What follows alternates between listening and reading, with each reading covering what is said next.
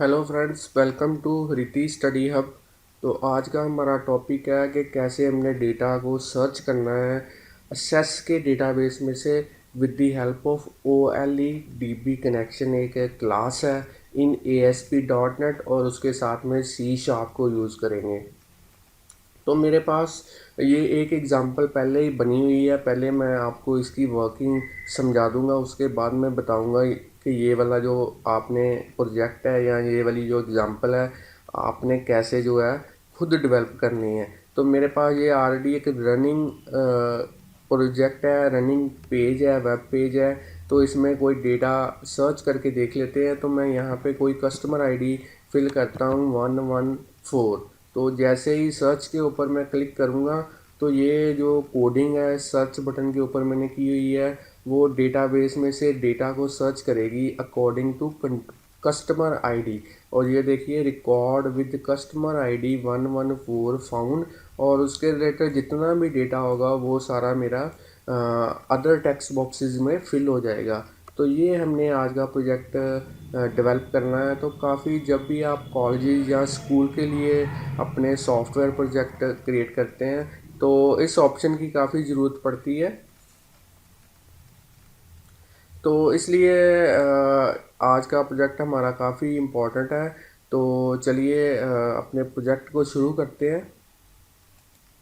तो पहले जो प्रोजेक्ट बना हुआ है मेरे पास रनिंग है उसको मैं स्टॉप कर देता हूँ। तो चलिए यहाँ पे एक नया वेब फॉर्म ऐड कर लेते हैं।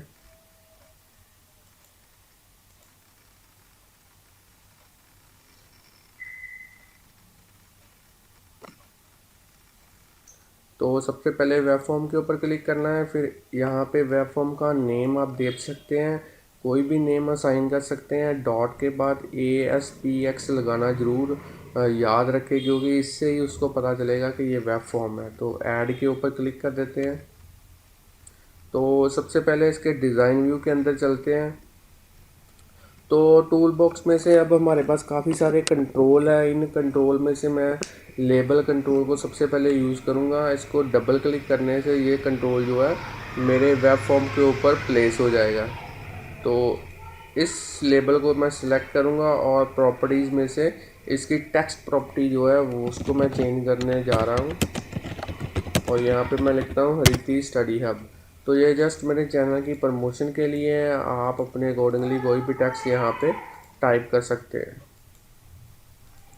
तो चलिए यहाँ पे मैं अपने प्रोजेक्ट का हेडिंग लिख देता हूँ, search data into assess database using OLEDB connection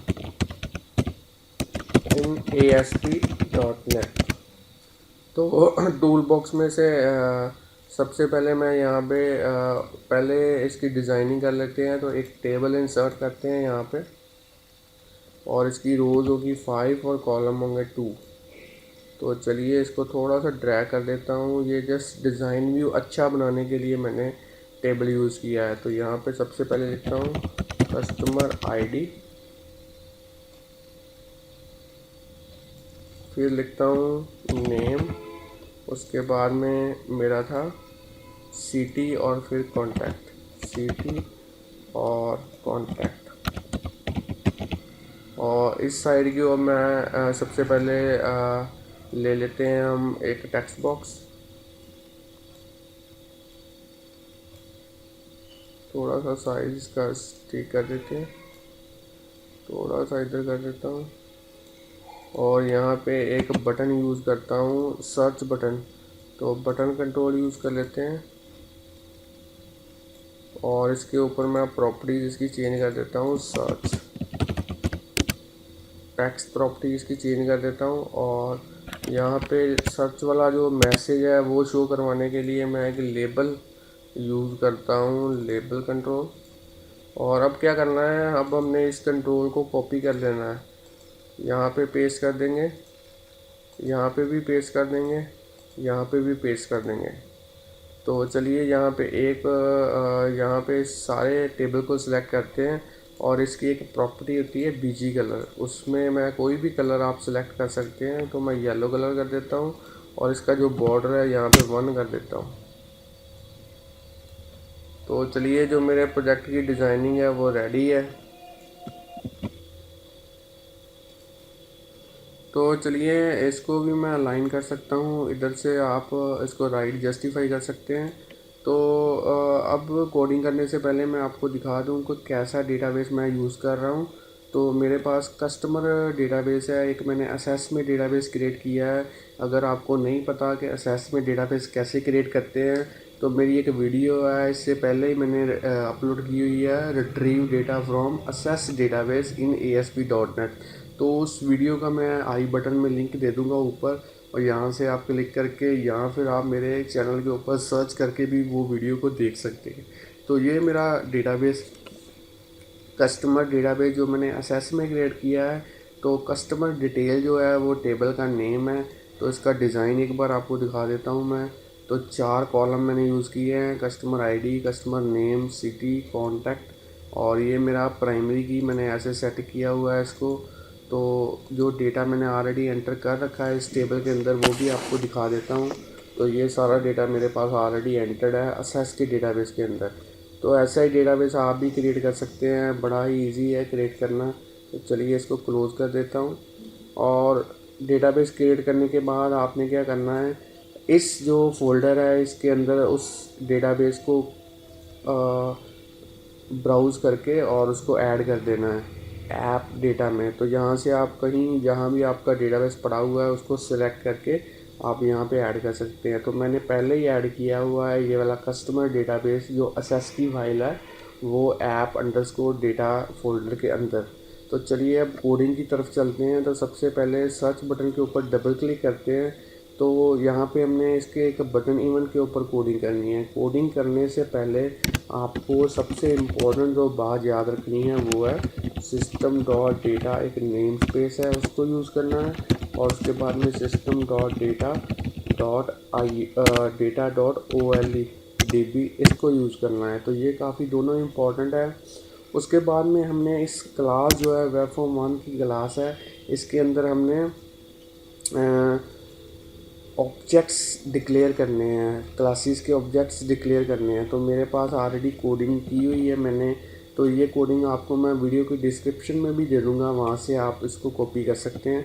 तो सबसे पहले हमने OLEDB कनेक्शन जो है क्लास है उसका एक ऑब्जेक्ट क्रिएट करना है। फिर OLED डेटा अडेप्टर जो है उसका एक ऑब्जेक्ट क्रिएट करना है। फिर OLEDB कमांड जो है उसका एक ऑब्जेक्ट क्रिएट करना है, और बाद में हमने डेटा सेट जो है उसका एक ऑब्जेक्ट क्रिएट करना है। तो ये चारों क्लासेस हैं, इनकी थ्योरी नेट पे पड़ी हुई है, आप गूगल पे सर्च करके इसकी थ्योरी भी पढ़ सकते हैं।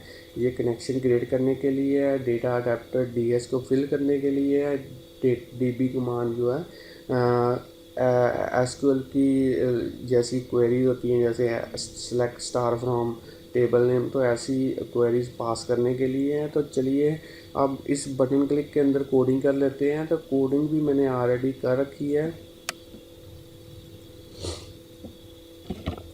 तो इसको यहाँ पे मैं पेस्ट कर देता हूँ। आप चाहें तो वीडियो को पॉज करके इसको नोट डाउन कर सकते हैं। तो जैसे ही मैं बटन के ऊपर क्लिक करूँगा, सर्च बटन के ऊपर पहले मैंने तीनों जो टेक्स्ट बॉक्सेज हैं उनको ब्लैंक कर दिया है। फिर मैंने एक कनेक्शन स्ट्रिंग यूज़ किया है।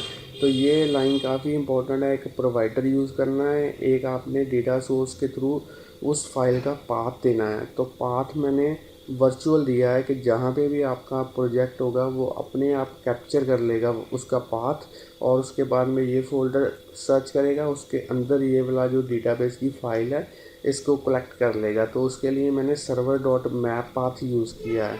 तो आप डायरेक्टली भी पाथ दे सकते हैं, मगर सर्वर डॉट मैप पाथ से आपका जो लिंक है वो वर्चुअल हो जाएगा, तो आपका प्रोजेक्ट कहीं भी रन हो सकता है। तो ऐसे ही आगे मैंने कनेक्शन ओपन किया है, और फिर मैंने सिलेक्ट स्टेटमेंट यूज़ किया है, और उसका वेयर क्लोज के थ्रू कस्टमर आईडी को मैच करवाया है टेक्स्ट बॉक्स 1 की वैल्यू के साथ, और फिर उसको DS के अंदर फिल कर दिया है थ्रू डेटा अडेप्टर।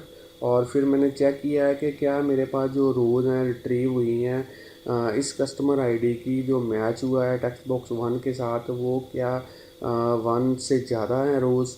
कहने का मतलब अगर एक रो भी रिट्रीव होती है इसका मतलब रिकॉर्ड फाउंड। और बाद में मैंने उस टेबल में से, उस रो में से पर्टिकुलर जो कॉलम नेम है उसको कैप्चर करके टेक्स्ट बॉक्स 2, 3 और 4 में बाइंड कर दिया है। अगर मेरे पास रोज़ जो हैं वो 1 से कम रिट्रीव होती हैं, मतलब कोई रो रिट्रीव नहीं होती, तो उस कंडीशन में record with ID not found मैं शो करूँगा। तो ये कोडिंग जो है आप वीडियो को पॉज करके कॉपी के ऊपर नोट डाउन कर सकते हैं, और अगर आप चाहें तो मैं वैसे तो वीडियो की डिस्क्रिप्शन में भी ये सारी कोडिंग दे दूँगा, आप वहाँ से भी इसको नोट डाउन कर सकते हैं, कॉपी कर सकते हैं और बड़े ही ईजी वे के साथ अपने प्रोजेक्ट के अकॉर्डिंगली इसको मॉडिफाई कर सकते हैं। तो चलिए अब प्रोजेक्ट को रन करके देख लेते हैं।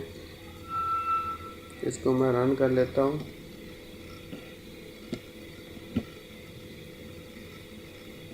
तो फ्रेंड्स, मेरा स्टूडेंट जो प्रोजेक्ट है रन हो चुका है, ये वाली एग्जांपल।